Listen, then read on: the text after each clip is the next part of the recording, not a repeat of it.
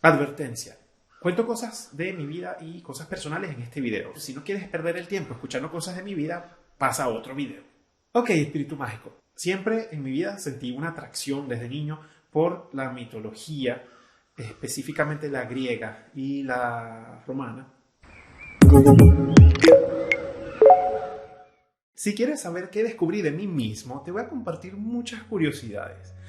Me puse los lentes para leer lo que tengo aquí en la computadora, porque escribí todo lo que encontré. Todo esto me ayudó a entenderme más a mí mismo. Creo que todo lo que te ayude a tener mayor conocimiento, autoconocimiento, es bienvenido en tu vida, si quieres aprender sobre ti. Durante muchos años yo tuve una sensación de que mi vida no tenía una lógica y tuve muchas crisis existenciales, sobre todo cuando era niño, a partir de los 5 o 6 años por allí. Una frase que yo decía era: esto no tiene sentido, no tengo un propósito. Y me sentía así, me sentía perdido, o sea, como que ¿qué estoy haciendo aquí? Menos mal que las cosas van cambiando y luego descubrí ciertas conexiones que antes no sabía que existían. Ya te había comentado que yo nací en Roma, en Italia. Nací el 10 de diciembre de 1986. Mis padres son de Venezuela, pero vivieron aquí 11 años y luego regresaron a Venezuela en 1990. Luego entré en la parte de investigar mi árbol genealógico, porque como te dije, estaba investigando sobre mi familia, haciendo las terapias y trabajando sobre los ancestros. ¿Y qué fue lo que descubrí? Que mi bisabuelo paterno, el abuelo de mi papá, era curandero. En esa época decían que les ponía las manos a los niños para curarlos y hacía remedios con serpientes para las mujeres que tenían problemas para quedar embarazadas y otras cosas. Era campesino y agricultor. Y se llamaba Demetrio.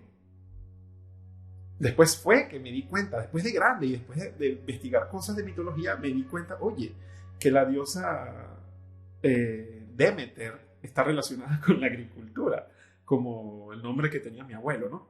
Por allí puede que venga mi amor por las plantas y mi dedo verde. Dicen aquí en Italia el dedo verde porque tienes buenas manos para las plantas. Por otro lado, también me llamó la atención una vez que estuvo de moda el signo número 13 del zodíaco. Y como me llamaba la atención cuando era niño, leía sobre astrología y astronomía, entonces quise saber qué es eso.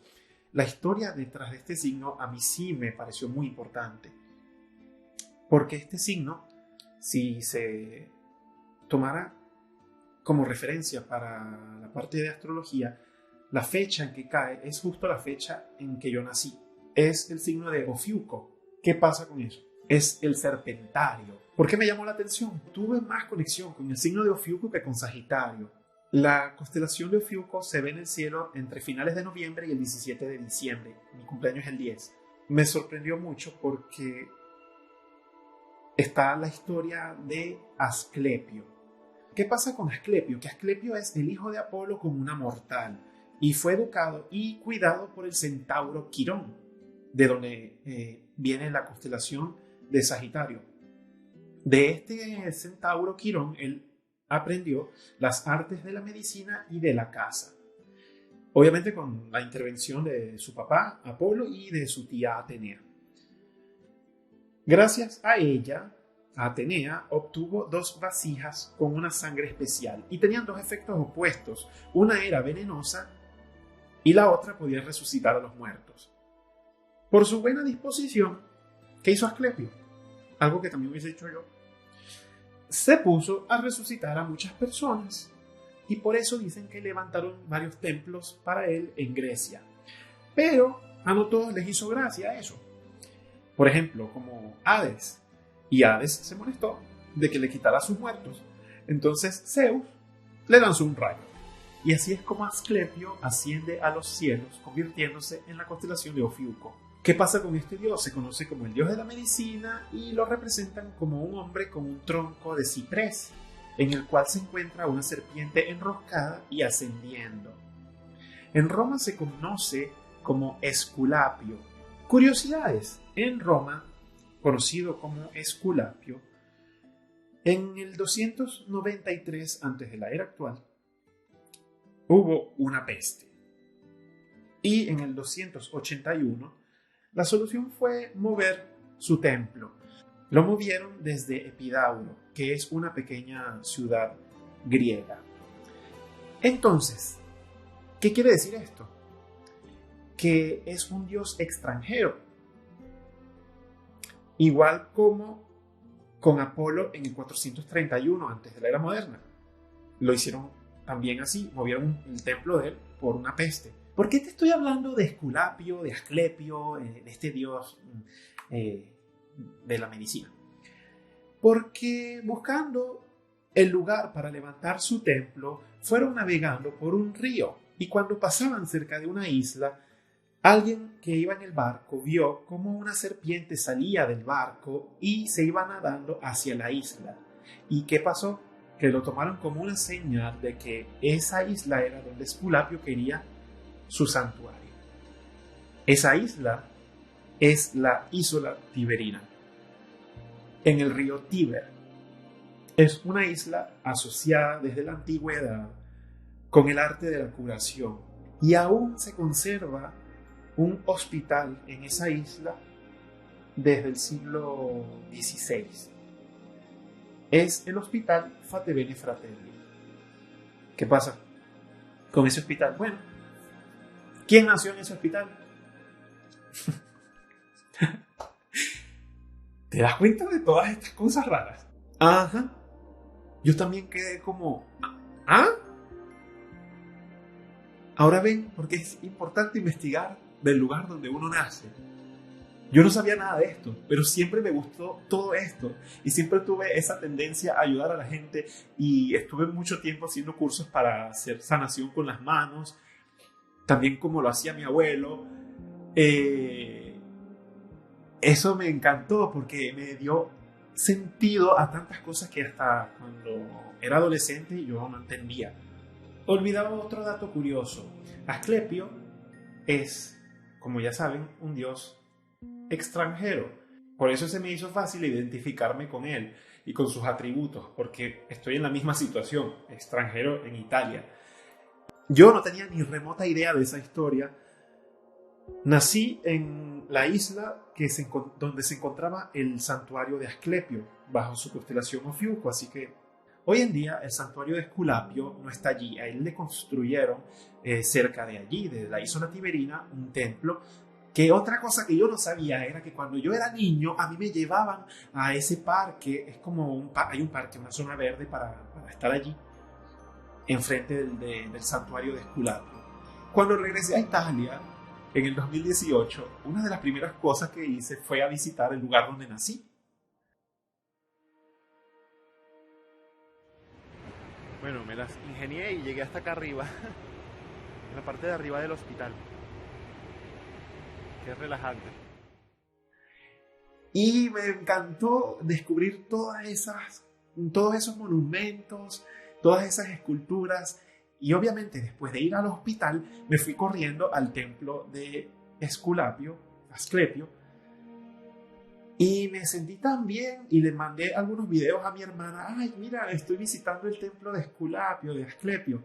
Y ella fue la que me dijo, pero tú no te acuerdas, pero cuando tú eras niño, nosotros íbamos mucho para allá y te llevábamos para que tú jugaras y estuvieras allí, caminaras. Yo no tenía ni idea. Me vengo a enterar de todo esto después de los 30 años.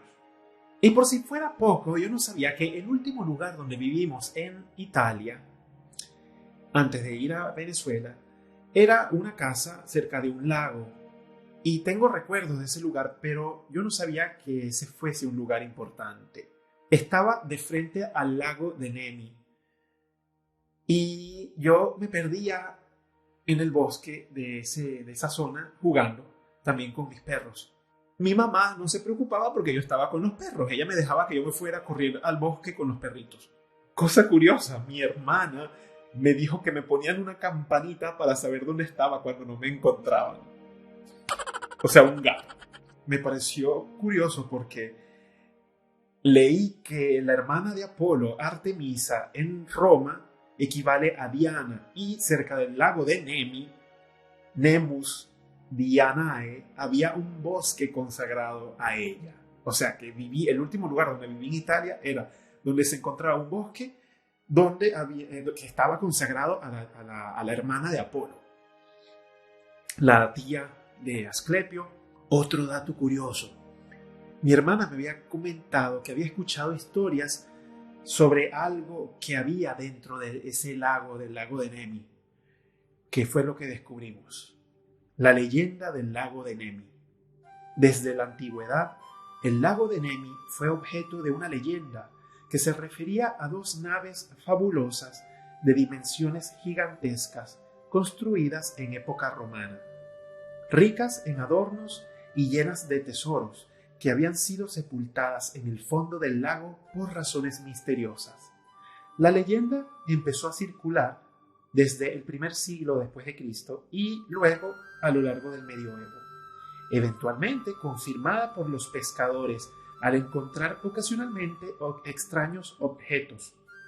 Efectivamente, las dos naves habían sido construidas por el emperador Calígula en honor a la diosa egipcia Íside o Isis y de la diosa local Diana. Fruto de una ingeniería avanzada y espléndidamente decoradas, Calígula las utilizaba como palacios flotantes donde vivir o estar. Pero luego de su muerte, 41 después de Cristo, el Senado de Roma, cuyo emperador había sido un adversario político, para borrar su recuerdo, ¿qué fue lo que hizo? Hizo destruir todas las obras de Calígula, entre las cuales las naves de Nemi, que fueron hundidas en el fondo del lago, convirtiéndose desde entonces en leyenda. El Titanic, pues. Estas naves se recuperaron entre 1928 y 1932. Fue un proceso de 5 años donde bajaron el nivel del agua del lago y lo volvieron a llenar. Y entre el 31 de mayo y el 1 de junio de 1944, un incendio destruyó las dos naves y gran parte de las piezas recuperadas. Creo que hay un museo con algunas réplicas. Luego que yo descubrí todo esto, me di cuenta que sí había una influencia de la tierra, de la historia, de las personas que viven, en cosas de cómo es la persona cuando ya crece, cuál es su vida, qué decide hacer. Y cuando regresé a Italia, viendo cómo eran los italianos, sobre todo cómo era su manera de ser, su manera de expresarse, cómo se vestían, cómo tenían anillos, zarcillos, aretes. Yo era así también, pero allá lo vi muchísimo. Generalmente ves los italianos así, que les gusta tener cosas como de decoración. Y en Venezuela eso no es típico. Allá a cada quien no usan nada de eso. Pero a mí siempre me gustaba ponerme anillos raros o buscar cómo tener piezas raras, ¿no? Encima, en mi manera de vestir. Eso lo vi mucho en los hombres italianos, sobre todo de la ciudad. En Roma y en Milán no lo veía. También tenía amigas que me decían, estos italianos son coléricos, sobre todo la vieja escuela. Tienen ese carácter y también son así como que sí, que pueden gritar y se desesperan y son impulsivos. Y yo era así. Me calmé con los años, pero yo tenía un carácter súper terrible. Cuando era adolescente era un desastre, mi papá no me soportaba. Lanzaba la puerta, me molestaba. Es que era imposible de contener cuando algo me molestaba. Y así son allí. Entonces me van a decir si no hay cosas como que hay cosas raras allí. Yo creo que sí. Y bueno, a mí me gusta verlo así. Tal vez me equivoque, pero siempre quedo con esa duda y esa posibilidad de que sí puede que haya una influencia en donde decidimos nacer.